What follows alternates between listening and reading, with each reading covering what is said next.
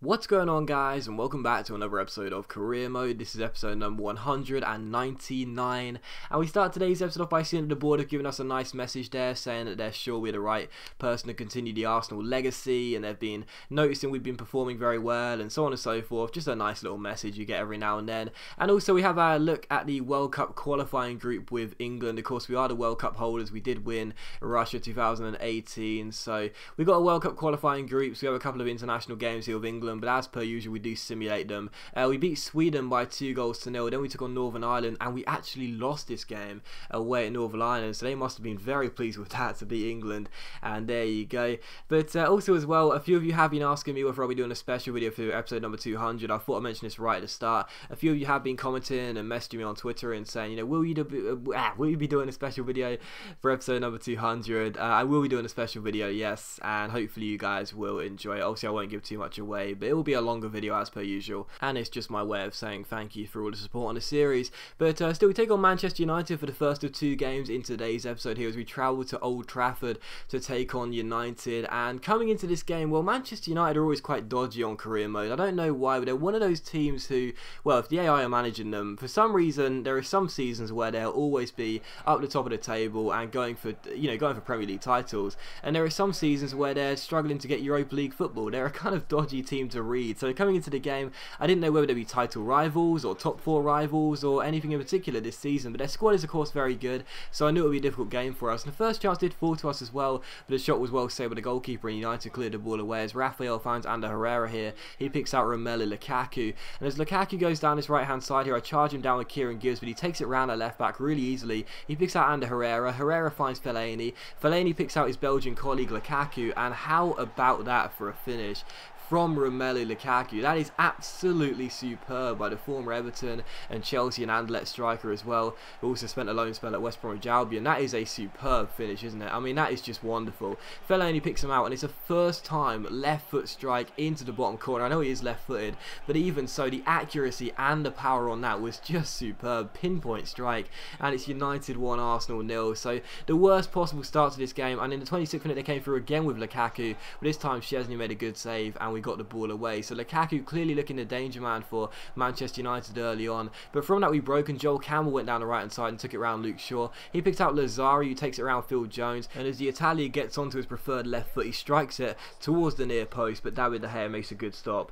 and turns it behind for a corner. So still 1-0 here, but as you can see, United come forward again here with Nick Powell finding Ander Herrera, and as Herrera tries to slide it through, the block is made by Chambers, and as Lukaku strikes it, Szczesny makes the save. Doesn't really push it away very far though. Then Joel Campbell misses the ball when trying to put it behind for a corner. Hernandez ends up hitting the bar from basically an open goal, and as the ball goes in the air, he ends up winning the own header after his own shot hit the bar, and then puts it into the open goal. And it's just a catalogue of errors defensively, it really is. First, Szczesny should have done better, then Campbell should have got the ball away, then you'd expect Kagan Holland with 90 jumping to win the ball in the air, but he doesn't. He mistimes his jump. Hernandez wins the header, puts it into the open goal, makes it 2-0. And it's just, you know, this Arsenal team, I mentioned in the last episode, it is good in terms of the overall, but one of the big problems is defensively. It's not very solid at all, and that was a clear display of that. Really poor, and it's United 2, Arsenal 0. And from the kickoff we came forward and did actually score ourselves a goal, and well, we thought we scored ourselves a goal and got ourselves back in the game, but unfortunately for us, Ryo Miyaichi,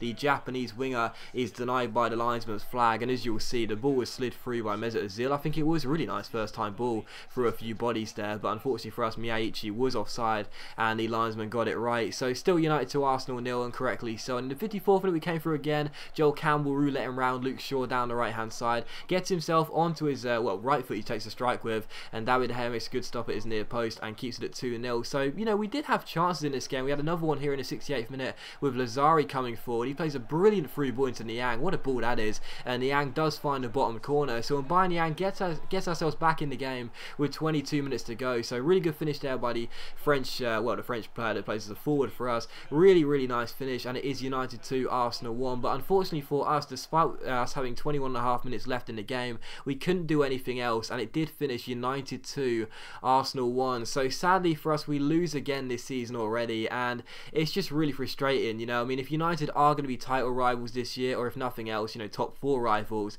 you know, we've lost to them and we've lost to West Bromwich Albion. It's just not a good start against the big teams. Yes, we beat Chelsea away, but you know, to lose to United and and West Brom is just not good enough, quite frankly. And again, the problem in that game was evident. It was defensively. We couldn't defend. You know, offensively we looked quite strong, and if De Gea wasn't playing as well as he did, we probably could have snuck a point from the game. But defensively, like the second goal in particular, just really poor, and we've got to work on that. So final score was 2-1. We lose again, and we need to amend that loss against Sevilla here in the Champions League. Our first Champions League game with Arsenal, of course, last season when we came into managing Arsenal at the Emirates. Of course, they were in the Europa League, so I'd imagine they either got knocked out of the group stage or just didn't qualify for it the season before. So our first Champions League game of Arsenal here at the Emirates, we had to win the game. We had to get back to winning ways in this game. A draw, in my opinion, wouldn't have been acceptable. We had to get the 3 points, and the first chance did fall to us. Niang's shot being well saved by Rene Adler and cleared away. And shortly after, we come through again here with Niang going down this right hand side.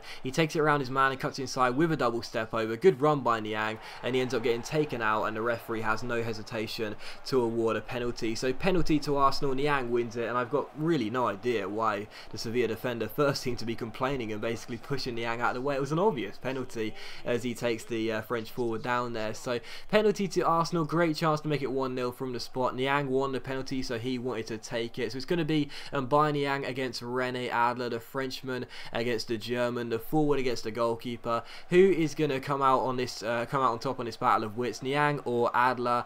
Number 7 is going to take it, and he does score as well. So Mbaye Niang makes it Arsenal 1, Sevilla 0, 14.5 minutes in, and it's exactly what we needed. So disappointed with the game against United, really was. So getting off to a fast start in this game was mandatory in my opinion, and we got it there through that goal from the penalty. So Arsenal 1, Sevilla 0, and in the 20th minute we come through again here with Niang with a nice little Ronaldo chop. He feeds Danny Welbeck, and Welbeck is denied by a very good stop by Adler as he turns it behind. So still Arsenal 1, Sevilla 0, and from the corner Niang crosses the ball in, looks for Lauren Koscielny, and Koscielny finds the back of the net. So Arsenal 2, Sevilla 0. Wearing the captain's armband tonight. Obviously Koscielny probably has 1 year here at Arsenal left on his contract, if nothing else. Like, he'll either be getting released in the summer to get him off the wage bill, or he'll be getting sold in January or in the next summer transfer window. So Koscielny does make it 2-0 there. Arsenal 2, Sevilla 0. And in the 24th minute here, as Szczesny goes out of his goal, he picks out Mathieu Debuchy. Debuchy finds Niang, who feeds Danny Welbeck. Welbeck picks out Vargas down the left hand side. He cuts inside onto his right foot and strikes it. And again,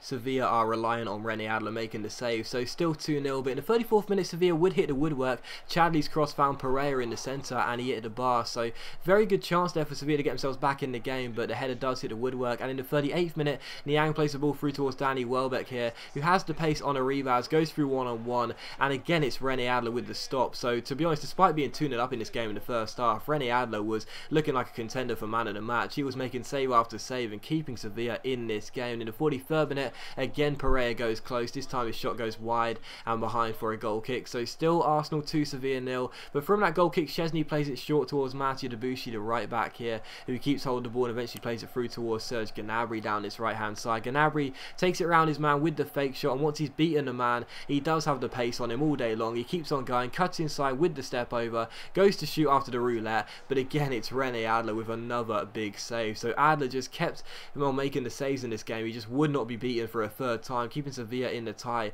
as we were about to go into the half-time mark. And from the kick out, he finds Ava Banega, who plays a 1-2 with Pereira. He picks out Nacer Chadli down his left hand side. He back heels it towards Banega, then back to Chadli. Nice little build up from Sevilla as Chadli plays it inside, and Banega smashes the shot just wide the post and behind. So that would have been a very nice goal there to end the half for Sevilla, but it was still 2-0. And in the second half, directly from kick-off, Vargas comes forward and strikes the shot just over the bar and behind for a goal kick. So it would have been a very nice goal there by the Chilean, but it was still 2-0. And in the 52nd minute, Sevilla come forward again here with Ava Banega, sliding it through towards Pereira. Pereira finds Krychowiak, and his strike goes just wide the post and behind for a goal kick. And yes, I'm aware that was probably a very terrible pronunciation. So still Arsenal 2, Sevilla 0, but Sevilla were the masters of their own downfall, to be honest, because they just kept on giving the ball away in the second half.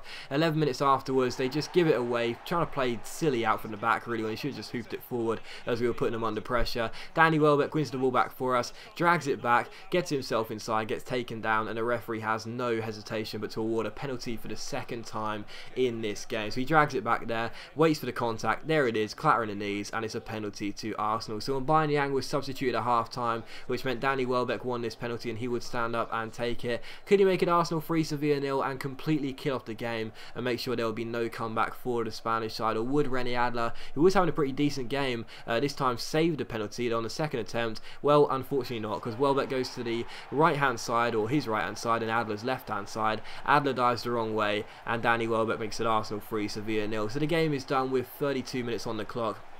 Welbeck scoring from the spot, so 2 penalties in this game, and you know, to be honest, it was a game which Sevilla could have done better with had they defended better. Rene Adler had to be kept on being called upon by his teammates to make the saves, and had they defended better, had they been a bit more clinical, they may have got something from the game. But instead, as you'll see, it did end up finishing 3-0 because one of the final chances fell there, and again, Rene Adler, what an incredible save, kept it at 3-0, and the final chance fell here with Serge Gnabry down his left hand side, crossing the ball in, and Vargas's header is again expert saved by Rene Adler. So I'm talking about replacing Szczesny. Maybe Adler will be a transfer target for us, but it was how the game would finish. Arsenal 3, Sevilla 0. Sevilla did have chances, but for the most part we dominated, and you know, had we been a bit more clinical, we could have won the game 5, 6, 7-0 to be honest. But even so, a good win, and very pleased to get back to winning ways after that very disappointing loss to Manchester United on the weekend. But that is going to end the episode, so as always guys, a big thank you for watching the video. Really hope you have enjoyed it. If you have enjoyed the episode, then please do leave a like, and I'll see you for episode number 200 of Career Mode, which will of course be a special very soon.